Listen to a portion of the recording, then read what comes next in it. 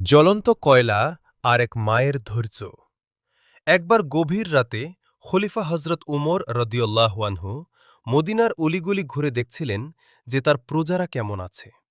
ঘুরতে ঘুরতে তিনি শহরের বাইরে একটি তাঁবুর কাছে কান্নার আওয়াজ শুনতে পেলেন।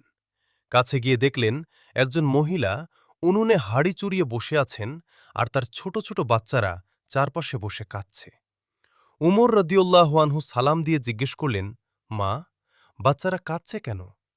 মহিলাটি দীর্ঘশ্বাস ফেলে বললেন, ওরা ক্ষুধার যন্ত্রণায় কাঁদছে। উমর রদিউল্লাহ আনহু অবাক হয়েতে জিজ্ঞেস করলেন, তাহলে হাড়িতে কি রান্না হচ্ছে? মহিলাটি চোখের পানি মুছে বললেন, হাড়িতে আসলে খাবার নেই, শুধু পানি আর কয়েকটা পাথর আছে। আমি আগুনের ওপর হাড়ি চড়িয়ে বাচ্চাদের এটা বোঝানোর চেষ্টা করছি যে খাবার তৈরি হচ্ছে, যাতে তারা অপেক্ষায় থাকতে থাকতে একসময় ঘুমিয়ে পড়ে। মহিলাটি তখন খলিফার সমালোচনা করে বললেন, উমর, আমাদের খলিফা হয়েও আমাদের খবর রাখছেন না। উমর রদিউল্লাহ আনহু এই কথা শুনে স্তব্ধ হয়ে গেলেন।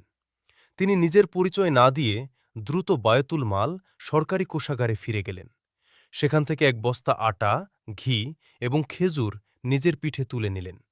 তার সাথে আসলাম রদিউল্লাহ আনহু বললেন, হে আমিরুল মুমিনিন, বস্তাটি আমাকে দিন, আমি বহন করি। উমর রদিউল্লাহ আনহু উত্তর দিলেন, কিয়ামতের দিন কি তুমি আমার পাপের বোঝা বইবে? এই মহিলার কষ্টের জন্য আল্লাহর কাছে আমিই দায়ী। তিনি নিজেই সেই তাঁবু পর্যন্ত বস্তা বয়ে নিয়ে গেলেন। শুধু খাবার দিয়ে তিনি থামলেন না, নিজ হাতে উনুন জ্বালিয়ে আটা ও ঘি দিয়ে খাবার তৈরি করে বাচ্চাদের খাওয়ালেন। বাচ্চারা যখন হাসিমুখে খেলতে শুরু করল, তখন উমর রদিউল্লাহ আনহু তৃপ্তির নিঃশ্বাস ফেললেন। যাওয়ার সময় তিনি মহিলাকে বললেন, কাল খলিফার দরবারে এসো, তিনি তোমার জন্য স্থায়ী ব্যবস্থা করে দেবেন।